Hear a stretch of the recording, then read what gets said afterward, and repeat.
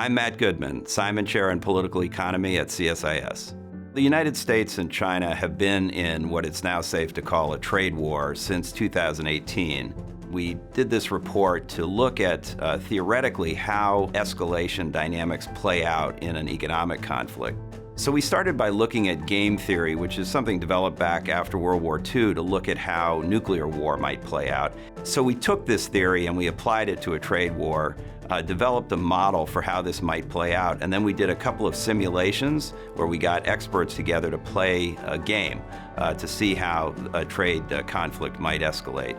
We think our study has a number of implications for U.S. policy.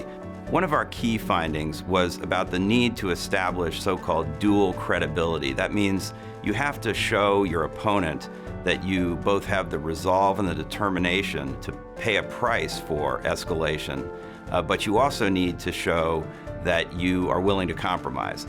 If you can't demonstrate dual credibility, then it's much harder to win a game like this. Another interesting finding was that at some point in escalation, there's going to be some decoupling of the two economies. So you're going to have private sector players who decide to pull their investments out of China or Chinese investors out of the United States. Also, it's very important in a trade conflict to establish clear goals, and then you need to get organized in the U.S. government. And that really means that the White House has to be at the center of developing the strategy and making sure that all the players in the U.S. government are aligned. And finally, it's very important to invest in what makes America strong: our infrastructure, our skills, our research and development, the other things that will enable us to compete in the international economy and to take on challenges like the ones we face with China.